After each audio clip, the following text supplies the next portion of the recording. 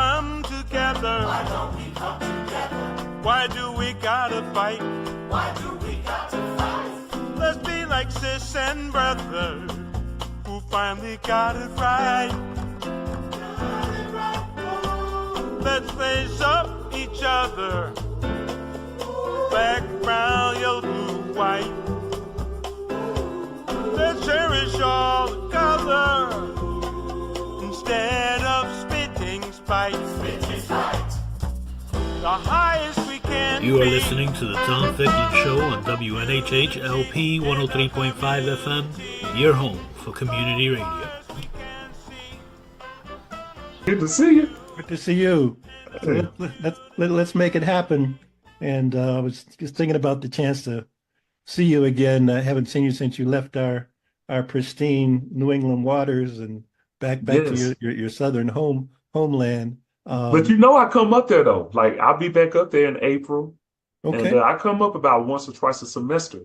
Oh. So just want to let you know I still make my way up there. It's just Excellent. short trips. Yes, sir. Well, it was for business or pleasure. It's actually mostly business. Okay. When I'm up there, I'm either doing some work with because I still work with the Yale School of Environment with our Heartwood podcast that we were doing, and then I still connect with a few people in the city who actually have connections here in the state with my forestry background on some environmental justice stuff and some landowner stuff. So I still connect with people on the stuff I did when I was there. Great. So I mean, we were talking to Thomas Rashad Easley, and we both have the first last name. Our parents had good taste.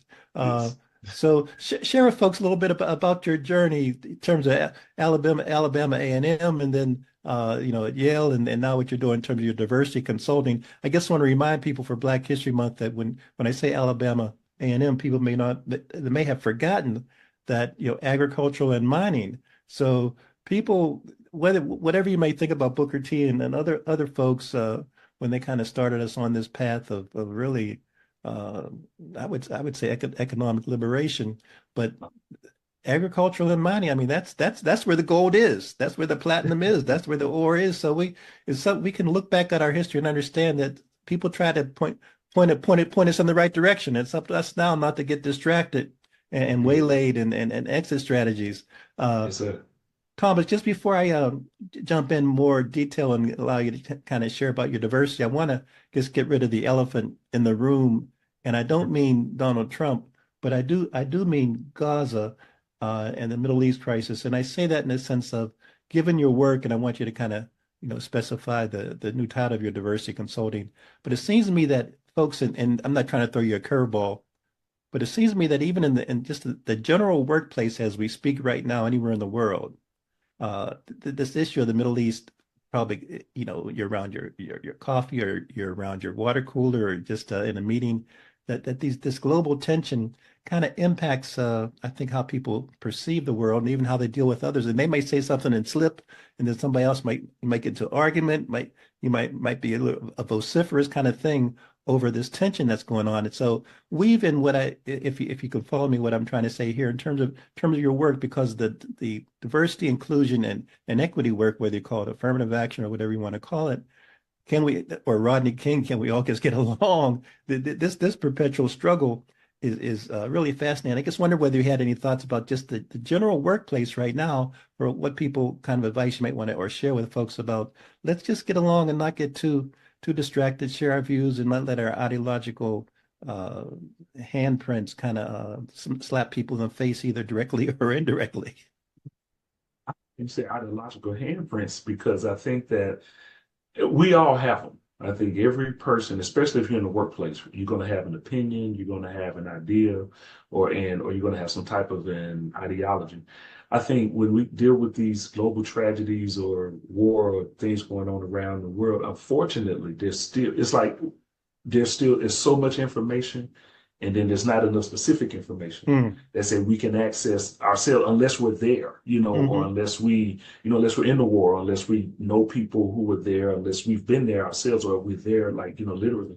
And so that's why I love how you said that about the ideological handprint, because I do think that our society, in my opinion, is built a lot on secrets. And the things that people hold secret are the things that, in many ways, I think that lead and guide what it is that they do. This is what I Mm. mean. Like in the workplace, people don't talk about how much they make, Hmm. but the money and why you're there, that the money is one of the main reasons why you're there. You Hmm. see, like, the check that you're getting. People say we shouldn't talk about politics, but politics will affect where you do some of your social things, Hmm. where you give your money, who you hang out with, right? So these things that are so pivotal to who we are, even church and state, um, we live in a society where things are secret. And my thing is, I like when you mentioned Rodney King, when you say, can we all get along? I think we can all get along if we can admit that we don't know it all. Mm. And I think that no one likes war. I don't think Mm. anyone likes war. I think that that's the one commonality that most people have. I don't think people should be subjected to war. I think we should try to find a way for peace. So then my thing is, okay, if we can at least hold that, then anything else is kind of up in the air because we don't know. And my Hmm. thing is, since I don't know something, I'm not, what I don't know, I don't argue about. You see, and that's how I engage with people in the workplace. So I don't know, someone says, what's your opinion? I'll admit I do have one, but then I'll determine whether or not I want to share it based on whether or not I know something. So when I'm working with people, I don't resist talking to them because I don't walk in with this full position that I think, oh yeah, this is what I do. I walk in and go, this is what I feel, this is what I'm thinking, but what do I know? And then Hmm. that allows me to learn from other people. And then I also still say, I do think war is, I'm not going to say wrong because war is a part of what we do. Just like some people say conflict is wrong. No, it's not. Conflict is part of the way that we exist. That's how we figure things out. So I think that war, I don't like war.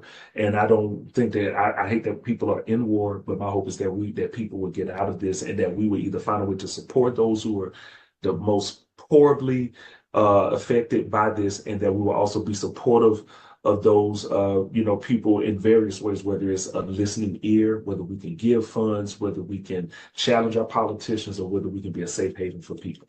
Excellent. So let's segue in terms of some of your diversity work, and certainly over the next 40 or so minutes, I want to talk about your artistic commitment and passion and profession and business in that regard, and then your forestry work.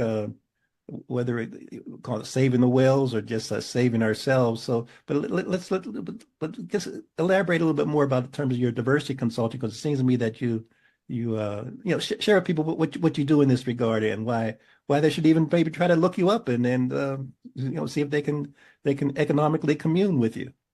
Sure. Okay. Well, oh, just real quick, I want to ask, do you still want me to say anything about Alabama A&M, like my Well, background there? yeah, sure. Okay, let's jump to your background because it's so I find it really fascinating with you spent time in North Carolina, you're in North Hmm. Carolina now and in Alabama, Hmm. and so you're a Yes, sir. global person, and obviously the cold spell up here in Yaletown, some people call it New Haven. So yeah, we could jump back to some of your formative years in terms, even as you look back. I mean, I'll throw the question out. Were there one or two pivotal moments that you think caused you to consider Alabama A&M versus another? Was there a high school student or a high school teacher or a Sunday school teacher, or was there something that you can flash back in your memory that kind of spurred you on to kind of make that first step? That is a great question, Mr. Ficklin. Thank you for that. What it was I did not know that I was going to college, Hmm. meaning that I didn't know how I was going to pay for it. I had no idea what I was going to major in before I went. Alabama A&M Agricultural and Mechanical University, founded by William Hoover Council, 1875. I Hmm. always say that, because they make sure that they drill that into us. They did a summer program that was sponsored by the USDA. And I was fortunate to get into that program. My high school counselor was very helpful with me doing that, at least, because we still didn't know what I was doing. We weren't sure. This is the end of my senior year. Hmm. So no full college prospects, anything. And I went to the summer program. Fortunately, did really well. My project had to do with tree genetics. That's how I got Hmm. involved that's how I got interested in genetics. And that's what really ushered me into forestry. Hmm. And the Forest Service kind of judged our presentations that we made. They had some reps there, and I was one of the top three. And so Hmm. I got the scholarship, and I've always been good at schools always come to me kind of not easy. It's something that I'm interested in: math, science, English, history, civics. So I started Alabama Agricultural and Mechanical University, and we are the Bulldogs. Hmm. I grew up going to the Magic City Classic, Alabama State. The Hornets plays Alabama A&M, the Bulldogs. Hmm. So I can do a quick one. You say something significant that happened. Yes, when I was an exchange student that went from Alabama A&M to the University of Georgia my junior year. Hmm. University of Georgia also Bulldogs. Hmm. And so that helped me to understand and go up a lot more in my discipline of forestry. Because when I got to Georgia, what I felt like I saw at Georgia was a plethora of ways that forestry was taught. That's not to minimize at Alabama A&M, but one of the things I noticed at a lot of land grants, especially if they have support like by the government, that those programs, you kind of cultivate the people to go to the people who support you. Whereas when I went to UGA, which was a white university, historical white Hmm. university, there were avenues to the government, but there were also avenues to private companies, to corporations, to starting your own business. You Hmm. see, so when I went to UGA, I was like, oh, it was all these other ideas that I noticed that the students were learning. Whereas at A&M, I felt like we were more so kind of crafted to go work for the government. So that was one of my significant things. From Alabama A&M, I did graduate from A&M, not because I couldn't hack it at UGA. I did great at UGA, but I was there for my junior year. I Hmm. went back to A&M, graduated. Fortunately, my scholarship was with the Forest Service, so I did seasonal work. And after college, I also did work in Montana, Bozeman, Montana, as Hmm. well as Red Lodge, Montana. That's where, in my opinion, that's probably where my diversity work really took off in my Hmm. mind, in my Hmm. heart, because I had to figure out how to be the only Black person in the city, technically counting, and engage with Hmm. people when I was living in Montana, and I did. From there, Iowa State, go to grad school. There was one guy from Alabama A&M who was already there, but when he graduated, I was the only African American in the department. So Hmm. here again, I'm the only again, but I did well. Unfortunately, my committee members have passed on. They are ancestors now, but they Hmm. really did invest in me, in particular, Dr. Rick Hall, who was my major professor, and Dr. Sandy McNabb.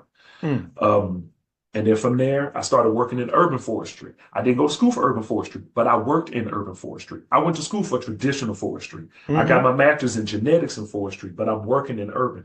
So now I'm getting this experience in grant writing, working with remote sensing, GIS, GPS, and Hmm. also working with a nonprofit. See, I wasn't brought up to do that. So now I'm learning all of this. I finished there, and then I end up at NC State. And then, in my Hmm. opinion, I would say at NC State is where, like, Forest Service was the first start of my career. NC State was the second. And so when I got to NC State, that's when my official diversity job happened. And I was the director of diversity in the College of Natural Resources at NC State. And I'll hush and just after this, just say No, no, all of please. those experiences from Alabama A&M and growing up in Birmingham and being a child of civil rights activists, my mother and my father. Birmingham. Birmingham, you said it right, of course, Birmingham. So that also plays a big part in my upbringing, right? And I'm a proud Black person. I'm Hmm. proud, you know. I thank my family for that. Alabama A&M Black school, the pride gets amplified, you know, because we know how to take care of each other at a HBCU. And then going to Iowa State, and UGA, I was able to show that the intelligence that my community gave me could hack it anywhere because it made Hmm. it there. And then I do all this other work and get all this other experience that I didn't go to school for. A&M always told me, be prepared, you know, adjust, adapt, acclimate. And then I end up at NC State. And now I'm at NC State, a diversity director, because I'm a forester and because I'm Black. And I'm here to help them bring in Black and brown students like me and some not like me, just the same way that the Forest Service brought me in. And that's how Hmm. I got into diversity work, right Hmm. there. Hmm. Hmm. Yeah. Hmm. And then Yale called you as well. Yes, okay. Glad you mentioned that. So then after 13 years at NC State, Yale reached out to me. Yale also are Bulldogs. Hmm. So That's right. I'm just That's fascinated by how my career, that's true. my life, my calling has always been with the Bulldogs, but it started off with A&M. And that's why I Hmm. always give A&M the props first. Even That's though right. Yale was founded in 1701, we were 1875. For me, it was full circle to end up at the first school of forestry in the world, technically, Hmm. Hmm. as an HBCU grad. And so I Hmm. fortunately ended up working in the Yale School, now the School of the Environment, for 4 years. I'm under Dean Indy Burke, which I'm still in touch with. And it was a great experience. Now, Good. at NC State, I was the diversity director in a college. When I got to Yale, I was the diversity dean in the Hmm. school. So, you Hmm. know, so it was a same structure technically with schools, if you will, different type of school, Ivy League versus land grant. and then a different position, a director versus being a dean. Okay. And so, but the good thing is that being a dean, I got to learn a lot about upper administration. I got to learn what it means to have a big budget now Mm-hmm. and talk to people with big budgets. I was in rooms with people that were trying to get them to give money. So I got to see this whole other side of academia and still was a professor, still taught, still did my typical, I would say, administrative things while I'm working with students, faculty, and staff, making sure that things operate smoothly in the school. And the thing that I can say about when I was there at Yale is like people like you in the community, and you and I were in touch, like the whole time that I was there. Mm-hmm. I was fortunate. One, like I said, I'm a proud Black person, right? So I'm interacting with other beautiful Black people in New Haven. Like when I got there, my ignorance was, I'm not sure people actually know how Black this city is. But what I do know is that, no, many people do know how Black this city is and how amazing that it is and how powerful it is. If I didn't have the connections in the city, and my cousin is there too, and my sister lived in Harvard. So if I didn't have the family, if I didn't have the community, Mr. Ficklin, I do think that it probably would have been a different existence for me at Yale. I mean, Yale is a great place, but the people in the community and the city are even more beautiful. And when you know who you are and you're proud of who you are, when you're in a place that's always on edge and kind of could challenge you, it's good to know that you have, like I said, people like you, my cousin Patrick Mitchell, and other people in the community that I could go to, and not just go to for, I need help. I could go to for ideas on what I need to do, and I could go to for instruction on where I need to go. So that's the other thing. It wasn't like Excellent. using the community. It was being instructed by the community too. Excellent. And before we go to your I mean, you wear several professional hats, but your diversity consulting work and that in terms of your purpose and passion and product, weave in, if you would, in terms of the story. And I'm glad you kind of provided your origin story in a way. Weave in your the words that come to me as your religious revelation, but that journey that I think has been somewhat parallel to your so-called I want to say so-called your professional life. Where did the church commitment, the religious commitment, the ministerial commitment kind of was it parallel? Was it integrated with everything that you're talking about, or was it kind of those various ingredients? How do we have I have a Creole in front of me, so I have a professional Creole in front of me, excuse the expression. So I'm just a gumbo in front of me. Oh man, listen, that. I'm trying. No, I'm not going to do because people are saying thank you for the. I'm not going to do that. No, but it's so hard not to because I've never been asked that. No one has ever asked me that in the interview about my spiritual or my religious background and how that. So my religious background really guided me the whole time. I love your question. So this is the challenge of your question. The religious and spiritual aspect of me is the most important part. It doesn't run. It can't run parallel because it informs everything else. Mm-hmm. So for me, if I didn't have that, I wouldn't have been able to reach out to people in the New Haven community to help me. I wouldn't have been able to connect with people in Raleigh, North Carolina to connect with me because I would be being so insecure. I wouldn't want to reach out. I want to remain small and shrink. So my relationship with my creator, it has evolved over time. I grew up in the church. But I also, when my grandmother died when I was in high school, I converted to Islam, joined the Nation of Islam before becoming a Sunni Orthodox Muslim. And so just like I have professional hats, I've had many religious hats that I've worn over time. And I'm thankful for that because it's informed me how to work with people and how to talk to people. And it's helped me to value people as just beautiful beings more so than just tearing them down, even people who don't look like me. And so my religious background is what helped me, it sustained me in my work in this diversity work. Because what my religious background and my spiritual background tells me is this. I'll keep it simple because I don't want to proselytize the people here. but my spiritual background tells me that we all come from the same source. Okay, we all, because it's ashes to ashes, dust to dust. We shall return. But it also tells me that we all have amazing things going on inside of us, whether we acknowledge it or not. Things going on in the universe are also going on inside of us.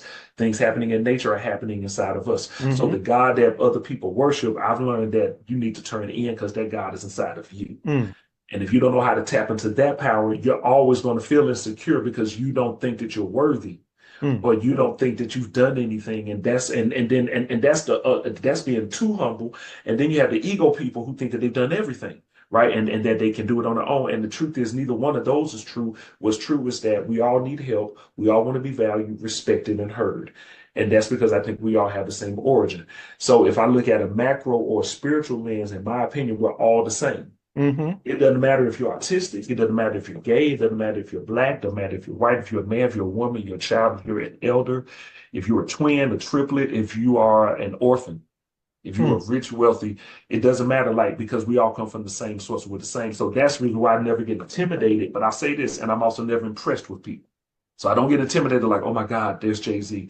But I'm also not impressed. Oh my goodness, that's Beyonce. It's not because it's not an ego thing. It's like Martin Luther King was an ordinary person, according to my uncle, who worked with Dr. King Mm-hmm. and who was there when King died. Mm. But he did extraordinary things. So that means we all are that. Mm-hmm. So when I got to Yale, right, whereas there's a lot of brilliant people there, but see, I got there and what I did was say, I'm brilliant too. Mm. When I was at NC State, right, there were a lot of people. I didn't go in there thinking that at first. I'm like, I'm not brilliant. I don't know that I belong. So when I was at State, I met a lot of people who questioned their own worth. Mm-hmm. When I was at Yale, I met people who did that, but the majority of people didn't do that. The majority of people knew that they were great. So then I was like I said, ego too low. Neither one of them are right. It's the middle part. Mm. Yeah, I'm great, but I'm great because of what others have given me. So that means others are great too. And that means that I can create more. And that's how the religious aspects also informs my diversity work. Because my diversity work is, like I said, everyone needs to be respected, valued, and heard. And as a matter of fact, I can answer your first question that you started with the practice. That's the work that we do in My Heart for Diversity. We do the work that we have done already, and then we're open to new work. Meaning, I don't rest in theory in the work that we do in my firm. I rest in what we've done before. When someone calls us, they want to. I always say, "Are you serious?" They go, "Why are you serious?" Because you're talking to someone who's actually successfully done diversity work. Then sometimes they don't know what that means either. They go, "Well, what is that?" I said, "That means that I've changed with a team how an organization looked." Meaning I brought in difference in the white organization and brought in the people of color and put them in significant positions. Then they go, okay, but that's just one part of it. Because you can bring people in and they can look like you and me, but don't think like you and I. That's dangerous because then they're going to keep you and me out. I don't do that. Then I also don't do this. I don't look for people who don't look like you and me, but I go, oh yeah, they think like you and I, especially if I don't think that they're real and they're faking. No, I work with people who come in, I work with them, find out what they can do, help to put them in a place where they'll be the most efficient and the most effective. And then the other thing we did at Yale and the NC State is then we changed how it operated. So not only did we bring people in, but remember I said put them in significant positions. When I was at NC State, the first hire I had was of a full professor, the first full professor that we had in the school. His name was Myron Floyd. He is now the dean of the College of Natural Resources at NC State. That's what I tell people when I say change how it operated, not just how it looked, but how it operated. Because Myron does not have the same ideas. He has, Myron doesn't have all the same ideas that his white predecessors have. He has some. Then Myron has his own. At Yale, I was the assistant dean. Okay. When I left, there was an associate dean. Okay. And when I was there, it was me by myself by almost the first year. Then brought in my sister, Yolanda Quinonez from the Bronx, New York. That's my sister forever. But when I left, it was an associate dean with another dean under her and another person. So you see, right? So you see, that's the thing, right? I look at what I do and go, wow, if people are impressed by what I do, I'm like, great. But then people come behind me and can do even greater. Just like people who came before me did great. So I make sure that I pay homage to them. And to me, that's how diversity works. Don't disrespect the people who came before you, but you can challenge it if they've done some things off because nothing is perfect. And leave the door open for those coming behind you so that they can pick up the mantle and carry it further than you. So. And for folks to name drop in terms of your contact information, in terms of your consulting firm, how folks can kind of, the purpose of us chatting or kind of give a 35-minute, 45-minute tease of folks to kind of recognize that the resource that you bring, not only just to the South, but to the world. Yes, so your best contact information for your firm? MindHeartForDiversity.com is the website. From there, you can also reach me. You can email me at Easley@MindHeartForDiversity.com. I'll go ahead and give you our number too, 919-521-8506. Yes, we have our own number. And then you can find me on Instagram, Dr. Thomas Rashad Easley. And you can find me on Facebook, the same under My Heart for Diversity. And then also you can find our YouTube channel, My Heart for Diversity, where we actually put up videos that you can use and download and share with colleagues that talks about our work. We have a video series, one called For Those Who Resist DEI, because we know that people don't like DEI, and we want to, but we also think we understand some of why they don't. Remember, we talk about what we've done. We have another series about how to make a welcoming workplace. It's a 10-part series, so that you can get that. And then we also have, and those are series, so it's like series, like 1 to 7 videos, more videos. And then we just have some where we just give you actual input, like if you want to unpack something, this is what you do. If you want to deal with, equity versus equality, which one should you do? So we also have videos there, so you can find us on YouTube as well. And I do want to take a further deep dive in terms of your consulting practice at the moment. I want you to kind of just also weave in, you've referenced, I'm really pleased with your transparency in terms of your religious journey, your spiritual journey, and I'll say the ecclesiastical journey that you've got, that you've been on, as well as your academic journey. But weave in this is I guess now the 51st year, the celebration of the, if you will, the origin of hip hop. Weave in where that kind of that thread also kind of entered your persona, and share a little bit about, because I think you've had several productions in the last 2 or 3 years. So weave that in, not to say that you're the only Renaissance man on the planet, but I was so glad to kind of chat with you, because I know you could illustrate to people listening that we have gifts. We have gifts. Yes. Well, hey, in the Christian stance, they say God gave us gifts, and if you don't use those gifts, God will take them away.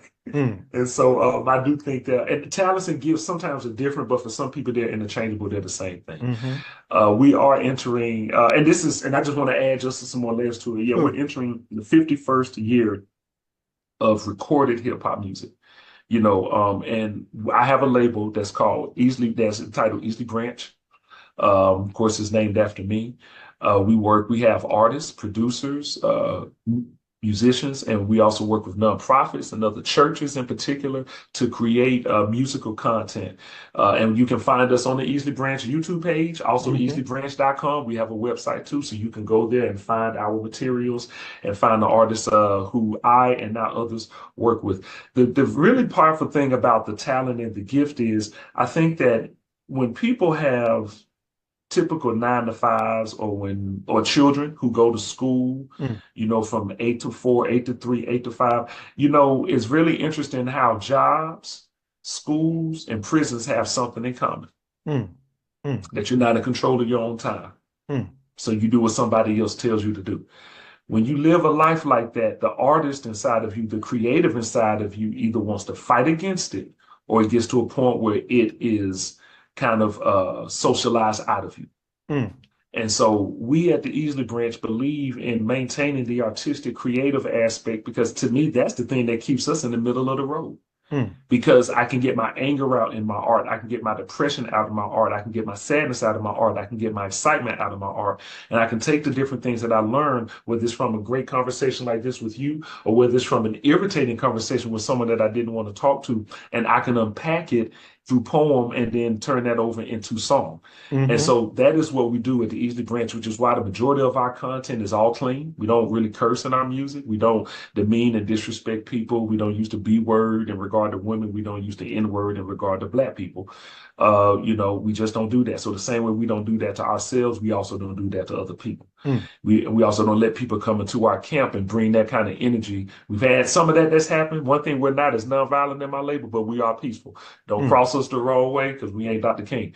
But Dr. King carried it, we do too. So we let people know that, and I'm not saying that to brag and that like we're tough. I'm saying that some people think that just because you're a nerd that you won't protect yourself. We're nerdy on our label. You know, we believe in talking about intelligent stuff. We're like where Native Tongue left off, where Kanye West, the college dropout, and after that, I didn't talk about nothing else with regard to him.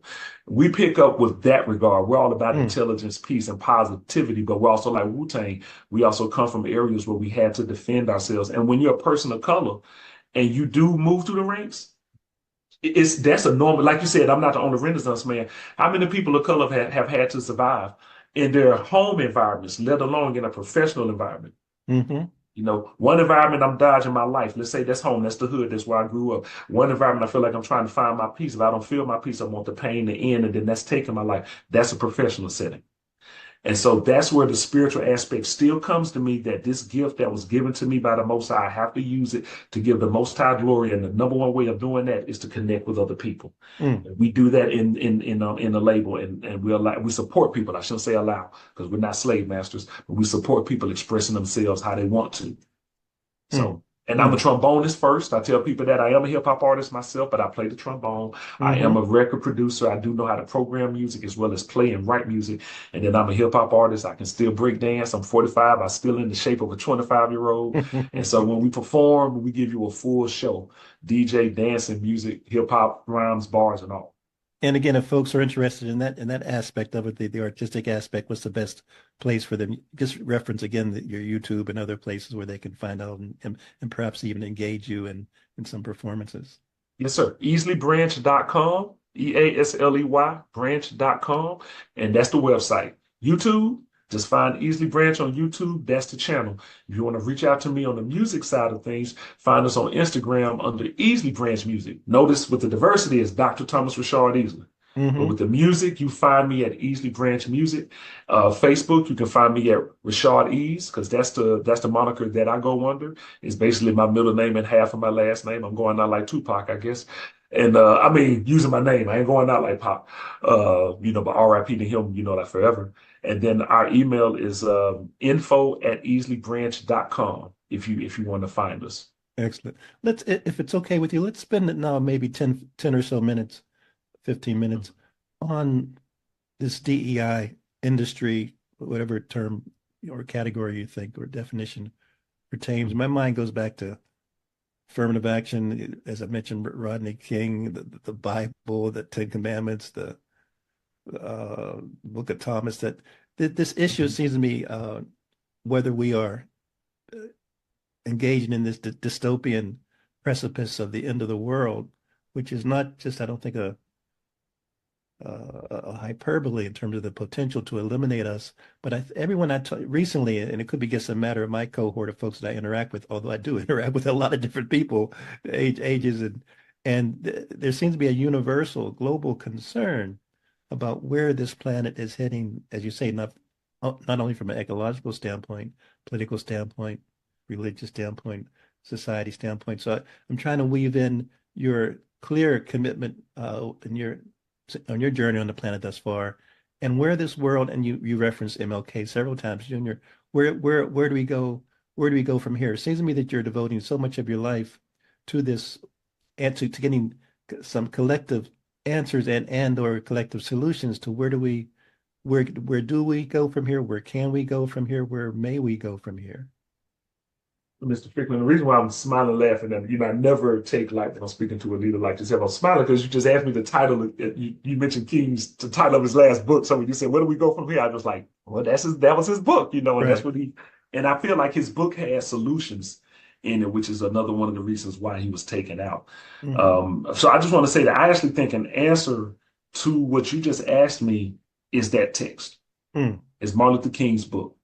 Okay. For a couple of reasons. One, he dealt with in that book because the same issues he talked about then in the 60s when he wrote that book, we're still dealing with now in 2023, 6 decades later. He dealt with the fear of love in that book, I feel, because the fear of love is the root of all of the indiscretions and injustices that we're dealing with, from racism to sexism. And he talked about how that he gave ways that we can listen to each other, hear each other, and really make space for each other. To me, that's the human side. Which is what my spiritual practice teaches me that I need to do. That's the reason why I stay humble. I know that there are things that I know, but what I also know is that Like I remember when I met you when I first came to New Haven, when you started breaking the history down, like when I came there, because you connected me to the mayor at the time, and did that. I'm like, I didn't know all that was going on here. If I would have come in there like I knew everything, I couldn't have taken the advice you gave me and the intelligence and used it. You see? So that's why I stay humble, so that I can always grow and so that I can always be available. That's the human and that's the spiritual side. The ecological side is, for me, it's a little bit more complex because the planet is an ecosystem. But we talk about the planet like it's different ecosystems. What I do here affects those in Antarctica. What my cousin does in California affects those in China. Someone does in Africa, and we know that to be true because Africa is the one continent that everybody wants to take from. And it's the one continent where the first sign of life ever came from. And it's the one continent that certain people of different hues try to get away from. It's the strangest thing, but that's another interview, so I know. And so when I look at ecologically, I think the way that we treat each other humanly is where we treat this planet ecologically. That's why we got to get the human part right first. Because if we can't listen to each other and hear each other, then we're going to keep doing what we've been doing. Misdiagnose that landscape, not knowing what needs to be planted there, not knowing what needs to go there, and just do what I do. And so basically, this is what a lot of we do in forestry. We cut down trees and then we'll replant, right? Well, the bad part the good part is we replant, right? Well, the bad part is, what do we replant and how do we replant it? Do we replant it the way it was before it was left? It's impossible. You can't do it. We're not that smart. We're not God. See, we don't design landscapes well. Nature already did that for us. So then when we go back and plant, we plant so that we can go back and harvest again. And we also plant what we want to go back and harvest again. Well, unfortunately, if what we plant is not native to that place, that soil cannot get back stabilized the way that it was. You see, because it can't because the root system cannot do what it needs to do in that soil, and the soil can do what it needs to do for those roots. Trees are the reason why flooding can be cured, because the roots will suck up the water. The lack of trees being somewhere is why flooding always happens, because there's nothing to take up the water. Okay, so ecologically, if we're not listening to the earth, we're going to continue to abuse the earth. Just like if we don't listen to each other, we're going to hurt each other. Now, let me just kind of make this very simple, and then hopefully I ask you if I've answered your question. Here in Raleigh, I can count more than 5 what some will call microforests that have been cut down in less than 6 months. Now, this is what a microforest is. See, what most people think is a big forest is like Western North Carolina, Asheville's, covered in mountains, number trees. That's what most people think a forest is. But a forest is also what New York City used to look like before it was overdeveloped. See, trees were there too in that part of the state. How do you know? Because trees are in every other part of the state of New York.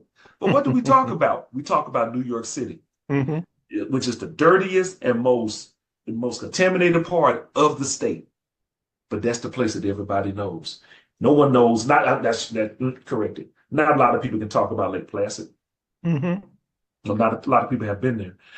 The reason why I say those 5 microforests, I'm talking about an acre less to like 5 acres large. Mr. Ficklin, we're cutting those down everywhere. So when you look at an urban environment, as we say, urban versus rural or even suburban, which urban and really suburban are the same. When you look at an urban environment and then we talk about green space, well, we don't have any, or we don't have as much as we need. And it's so developed that there's no understory. So what I'm saying is that if we don't find a way to value chaos in nature, because what's happening is we're trying to reorder it, and nature doesn't need our help. If we don't learn how to value a storm when it comes, because see, right now what happens is a storm comes, we protect, but that storm is doing something that the planet actually needs. If we don't know how to value wildfire and keep fuel at a low from our mishaps, but use fire in the way that it needs to be, like the indigenous folks of this land who are also related to you and I actually did, we're not going to save the planet. But the planet will save itself. As the planet has always done. We believe that dinosaurs walked this planet at one time, right? I'm going to speak colloquially. Where they at? So that tells you something. This planet will do what it needs to do for itself. We know about African dynasty that are over 10,000 years old. We know Imhotep was here more than 20,000 years ago. The planet will do what it needs to protect itself. So humans, everybody who's listening, we need to learn to embrace each other and learn to respect this land more, because whether you own land or not, you're probably harming the land, whether you know it or not. If you're not even respecting or praying over your water before you do it, you're not respecting the resources that the Creator has given us. So none of us are guiltless.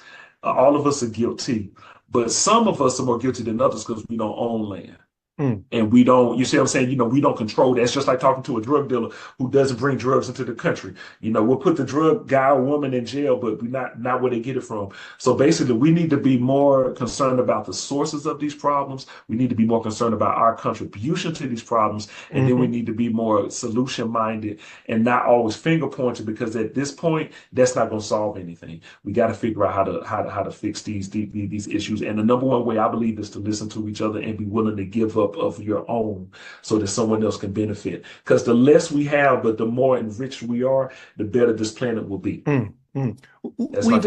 Weave in if you would, Thomas, and I'm not trying to ask you to be repetitive, but when I throw out the word environmental racism to you, just chat about that a little bit, and also maybe give a shout out given this 24/7, 365, whether it's Black Negro History Week or Black History Month or African Genesis Year.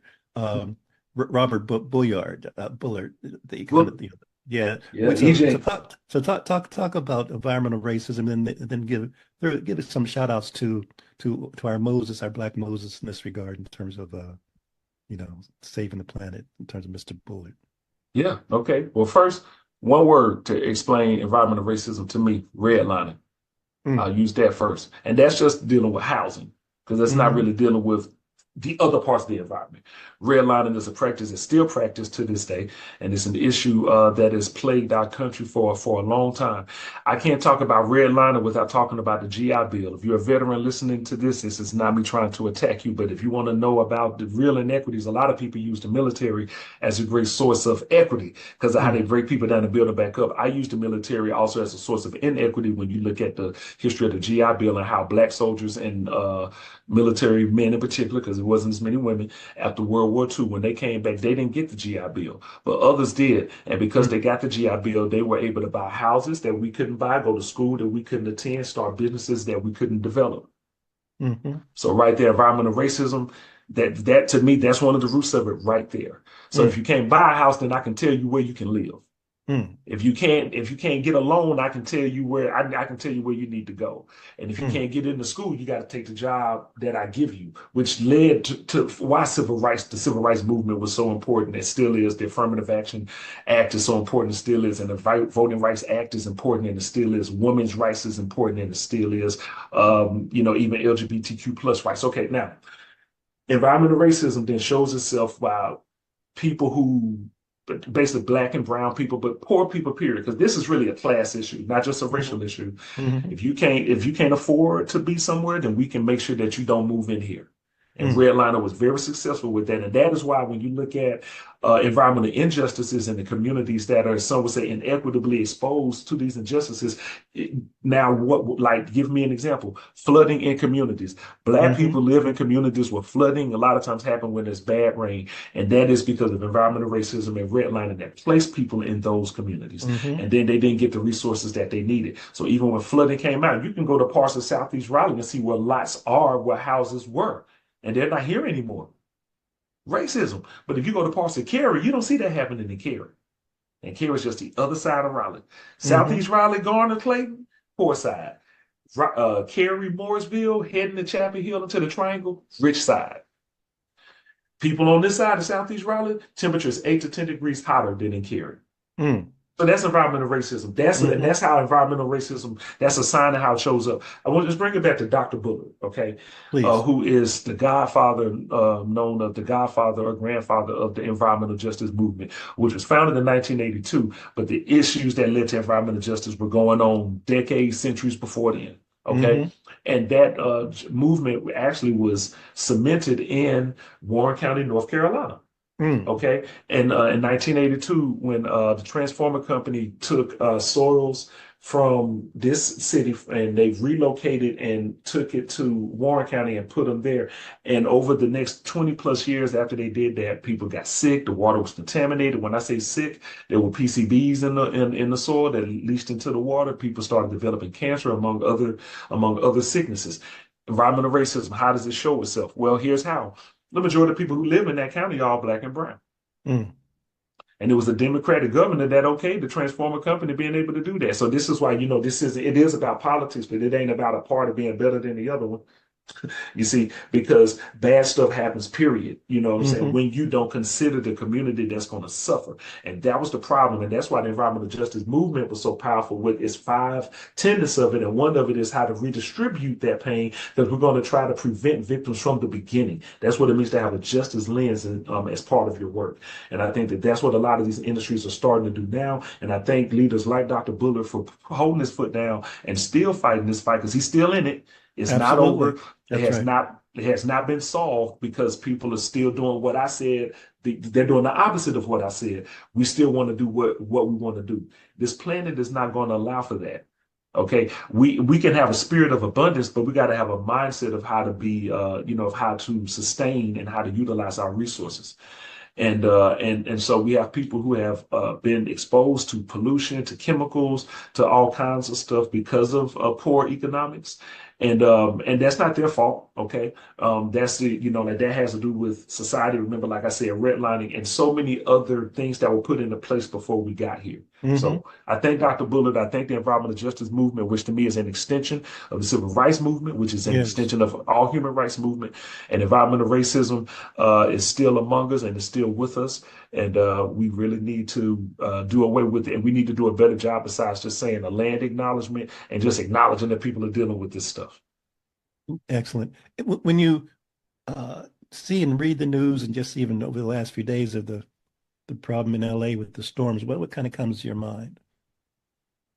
Well, what comes to my mind with that, and the rain just stopped. I got to go to California in the next 2 days, actually. So I have to be out there myself, for a sad reason, for a family funeral, but still I have to be there. It makes me think about, well, you remember how I mentioned the storms and how we try to prepare for the storms, but we try to prepare for the storms by protecting what we already have. I think that a few hundred years ago, I don't know that they would have been like preparing for the storm to just protect what they have. I think that people would have been preparing for the storm by getting ready for what it's going to look like after the storm. You see, because they understood that there's nothing the truth is, Mr. Ficklin, nothing separates us from outside. We're actually outside even in our homes. Because let a storm come and blow it over. And where you at? You back outdoors, right? And so I think that there are people who came before us who actually understood that.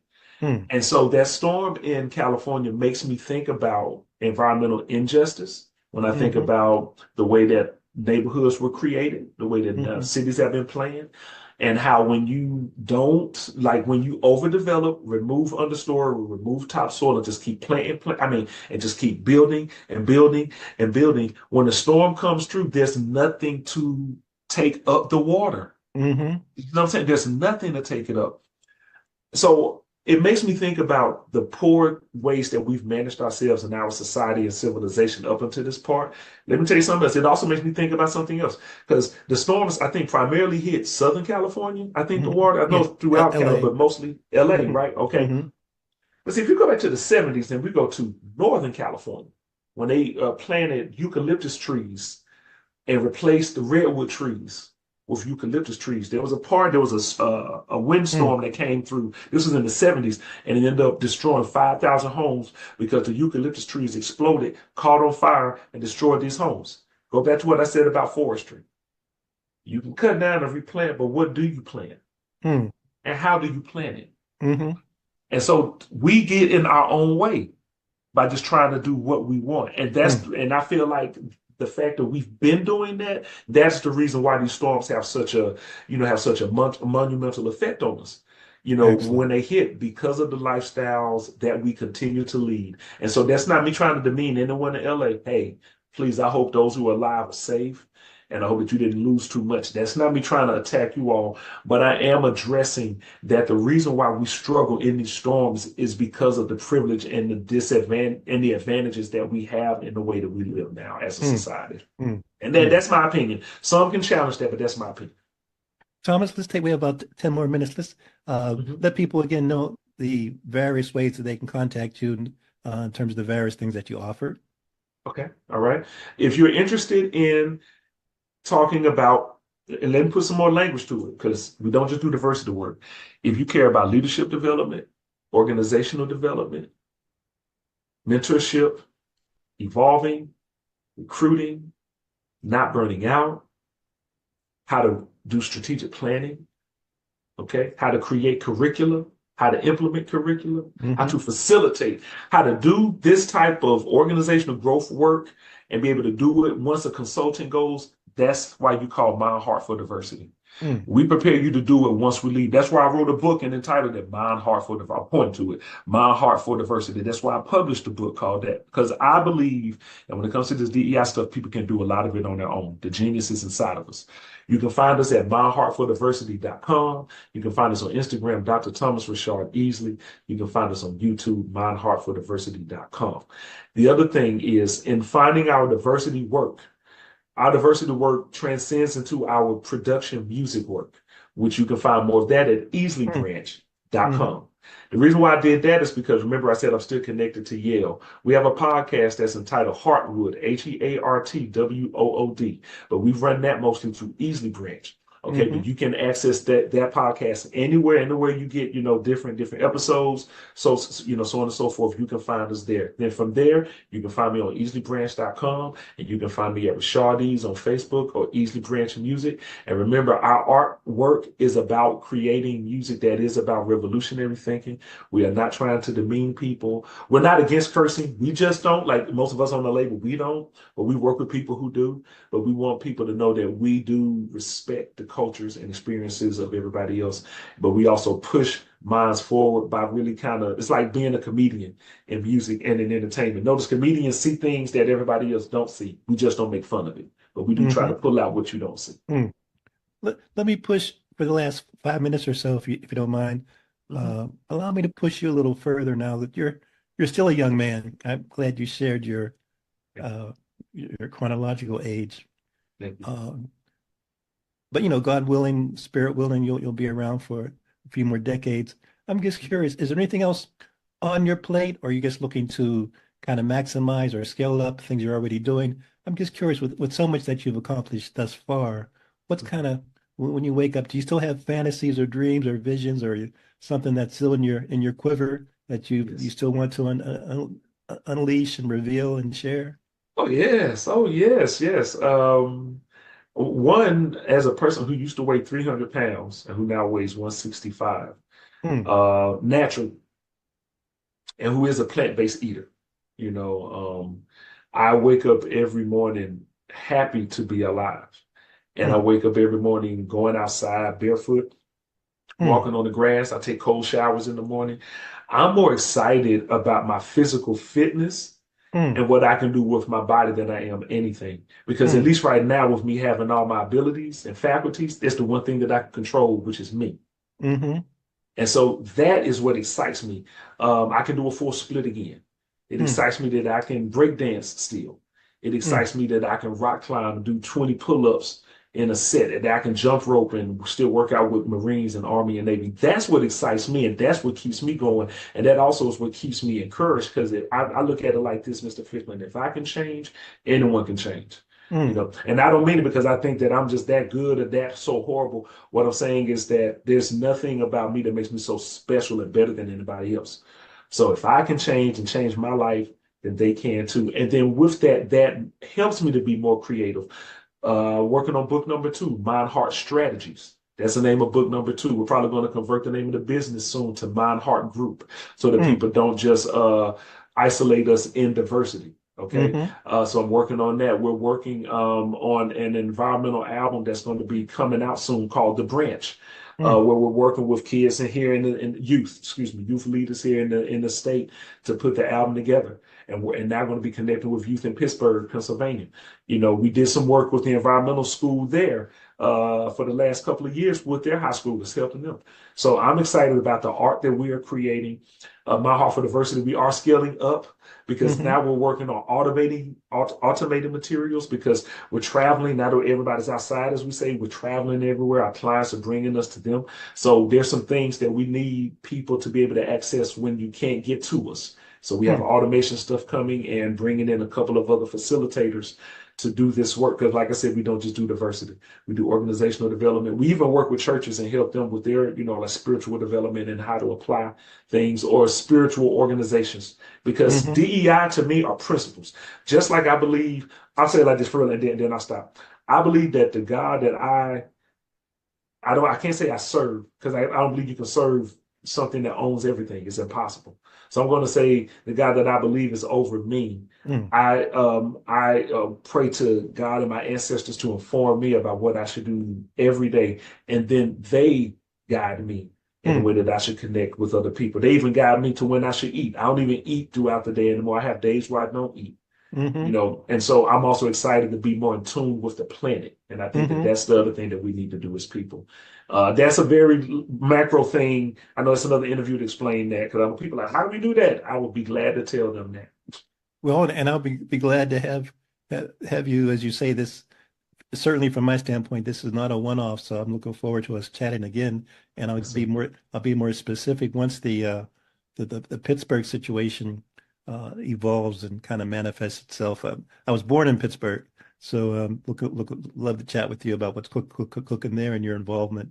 Okay. And then lastly, I'm since you last seen me in person, I'm now an elected official in the New Haven area. So I'm on our city council, but so I represent something called Ward 28, but that Ward 28 has more trees than any other ward in the city. Really? It's Ward 28. So I'll send you some information. And so our lady for the city that kind of manages our trees, I'll have her on this show soon, because this area of Ward 28 had been perceived to be kind of an exclusive community, a gated community. And Okay. but yeah, we have more elms. That New Haven is some people equate with not only pizza, but we call ourselves the Elm City. Elm City. Yeah, but we have more elms in my ward. So I'm a custodian, and I love to chat with you about that and kind of have our city person connect with you in that regard. Let me give you the last word, and just whatever kind of like to share as the spirit moves you, because it's really, really important for people to kind of know you, know what you're about, and to kind of just be, and just to really embrace this content communion.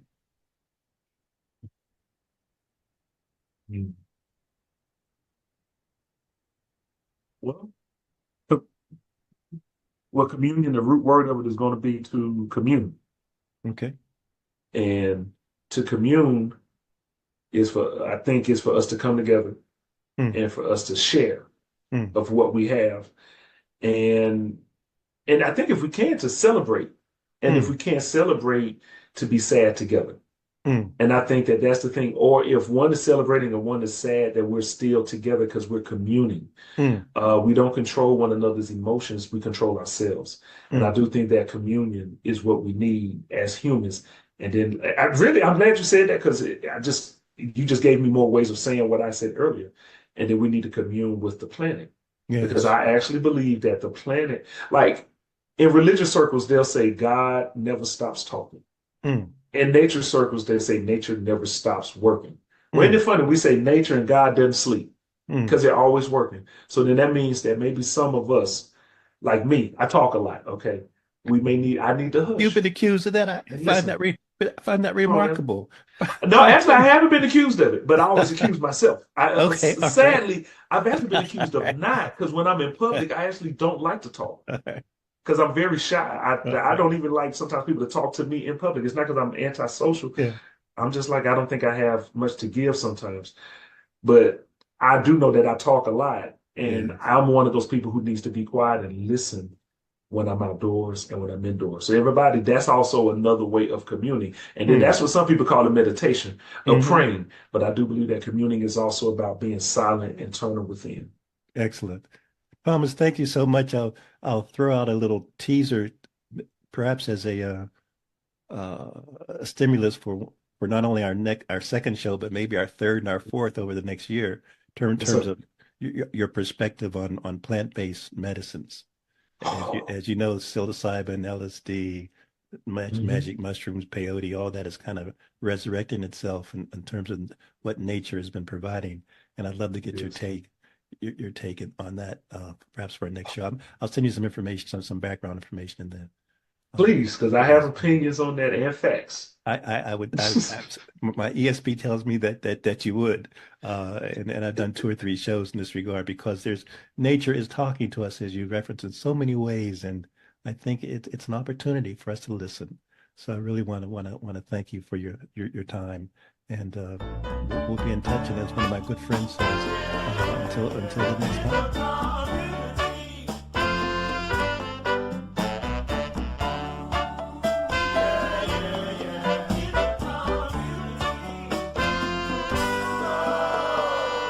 Why don't we come together? Why don't we come together?